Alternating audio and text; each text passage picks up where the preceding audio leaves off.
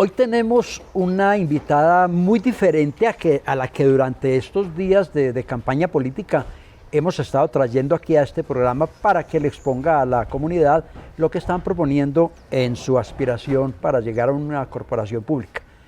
Y les digo que tenemos una programa muy diferente porque traemos es una profesional, abogada, destacada ella, que nos va a hablar de problemas que le conciernen al ser humano, de derechos que tiene el ser humano, porque ella maneja muy bien, con mucho conocimiento, el tema de la población LGTBI, el problema de los derechos también de las víctimas y las reclamaciones que hacen frente al Ministerio de Defensa.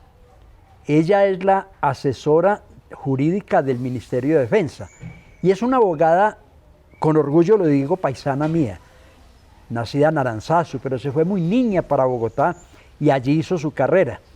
Y es vinculada a la Policía Nacional como teniente, y es una mujer que en leyes pues ha llegado alto, porque no cualquiera llega a un cargo como ser asesor jurídico del Ministerio de Defensa. Y la hemos invitado aquí, doctora Liliana Salazar Gómez, porque es muy bueno que la comunidad se entere de esos derechos y deberes y de la labor que usted hace en el Ministerio, sirviendo de enlace de las víctimas con el Estado, podríamos decir, representada por el Ministerio. Primero que todo, es un saludo cortico y especial a la gente que nos está viendo. José Miguel, muchísimas gracias por esta invitación, es un honor para mí estar acá presente. Muchas gracias por esa sinapsis tan interesante que hizo de mí, y pues aquí estamos para hablar un tema muy interesante, que es el tema de todas las víctimas de ejecuciones extrajudiciales que se han dado en fallos judiciales donde se condena a la nación, Ministerio de Defensa, y que es un trabajo tan importante y un trabajo del ser humano, porque si bien es cierto, los que estamos presentes en una mesa de concertación, ninguno ha cometido ningún acto atroz, tenemos que buscar la manera más humana de llegar a las víctimas y tratar de conciliar con ellos cómo se hacen las excusas públicas, cómo se cumplen esas medidas de reparación integral. Bueno, en ese aspecto, la JEP dio una cifra, 6.402 falsos positivos en este país. El Ministerio, ¿qué concepción tiene, y usted como enlace, frente a eso que dice la JEP? ¿Sí son 6.402 las víctimas? José Miguel, el tema de las ejecuciones extrajudiciales es un tema que no solamente compete a la justicia ordinaria, sino, como lo acaba de decir, a la JEP. También es un tema que concierne a la CIDH y a la justicia transicional. No hay una cifra exacta en este momento de cuántas víctimas pudo darse en su momento. Fueron hechos que sucedieron entre los años 2008 a 2013. En este momento no hay una cifra exacta. Entonces, por eso a veces el tema político incide negativamente en esto, porque esto, más de un tema político, es un tema propio de las víctimas, de la intimidad de las víctimas, de cómo resarcimos el daño y cómo nos ponemos en los zapatos de las víctimas. Ahí va mi pregunta, ¿y cómo lo están haciendo? ¿Proceden a una reparación económica de alguna índole, pero después de un fallo?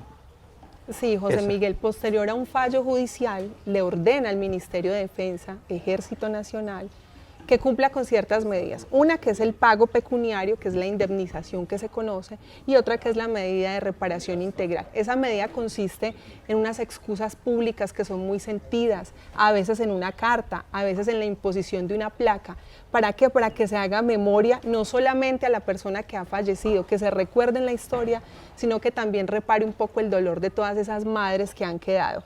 En estos días, por ejemplo, estamos concertando con las madres de Soacha y ha sido muy difícil el tema del acercamiento, no por ellas, sino porque hay un sentimiento de fondo porque han perdido a sus hijos, a sus hermanos, a sus sobrinos. Yo quería hacerle esa pregunta desde el punto de vista humano. ¿Usted tiene contacto con las víctimas? ¿Cómo ve la situación de ellas? ¿Cómo expresan el dolor? ¿Aceptan las excusas? ¿Aceptan que les den una indemnización haber perdido a un ser querido? José Miguel, nosotros somos una sociedad que no solamente estamos dentro del marco social de un Estado de Derecho. Nosotros también hemos aprendido a perdonar, un Estado que reconoce que ha cometido errores, pero también unas madres que están comprometidas con el perdón, con la reparación. Incluso hemos conocido temas de madres que se dedican a tejer, es una forma de resarcir su dolor. En un país donde no perdonamos, es un país que está condenado a seguir siendo violento. Es un poco el perdón, el olvido y reparar, ofrecer excusas por esas situaciones y la no repetición de los hechos. Al interior del ministerio, que usted es tan cercana al ministro y a todas las cosas que tienen el poder dentro de esto, ¿cómo se percibe ese acercamiento y ese perdón que están dando y la aceptación que tienen por parte de la comunidad, de las víctimas? La verdad, desde el Ministerio de Defensa estamos movidos por la humanidad. Un ministerio que quiere cumplir, un ministerio que se quiere acercar a las personas y un ministerio que quiere llevar adelante un proceso que se está haciendo interno. Por eso es tan importante a veces tratar de no tocar la política en esto, porque esto es un tema entre las víctimas, incluso entre el mismo ministerio y las víctimas. Bueno, yo alguna vez tuve la oportunidad de ver una intervención suya ante oficiales de la policía en Barranquilla. A usted le toca desplazarse por todo el país, pues sirviendo de puente entre el ministerio, atendiendo muchas que tiene la fuerza pública. Y usted allí hacía énfasis en la población LGTBI. ¿Qué le corresponde hacer desde el ministerio por esta población? José Miguel, en este momento no estoy desarrollando temas con población LGTBI, la población se denomina OSIG, Orientaciones Sexuales e Identidades de Género Diverso, en este momento no estoy ejerciendo esas, pero he trabajado en temas de población LGTBI, como lo llaman normalmente en la sociedad. Perdón, por ahí como que le agregaron otra cosita más, LGTBI más, algo así. ¿Qué quiere explicar eso? Y la Q, esa Q viene de queer, es una acepción muy inglesa, pero digamos que abre un poco más el campo porque hay personas que no se sienten reconocidas dentro del LGTBI, no se sienten reconocidas en ese círculo y se amplía un poco más el reconocimiento a estas personas que son OSIC. Usted que ha conocido esos problemas, ¿qué opina sobre la inclusión, la visibilización que se está dando ya esta comunidad en el país, ese oscurantismo que había anteriormente, ser excluyentes y hoy en día hay que tenerlos en cuenta para todo? ¿Cuál es su opinión personal? ¿Qué conoce usted del tema? Ha sido una población rechazada por muchos años porque nosotros hemos sido una sociedad que se ha enmarcado solamente en un grupo etario. Cuando nosotros abrimos un poco el marco y la imagen, digamos, y la percepción de las personas, esto nos hace un poco más tolerantes. Esa tolerancia hace que una sociedad funcione. Incluso en este momento tenemos una política LGTBI que es bastante amplia. ¿Esto qué hace? Que la tolerancia se incluya dentro de una sociedad, puede que haga una sociedad menos violenta.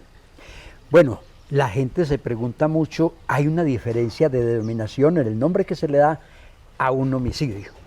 Un homicidio, pero cuando se comete contra una mujer, ¿se habla de feminicidio o se puede hablar de homicidio? ¿Hay alguna diferencia en la expresión? ¿Cuándo se califica como feminicidio y cuándo como homicidio el asesinato de una mujer? Claro que sí, el feminicidio tiene una acepción bastante especial, cuando se mata a una mujer por el hecho de serlo.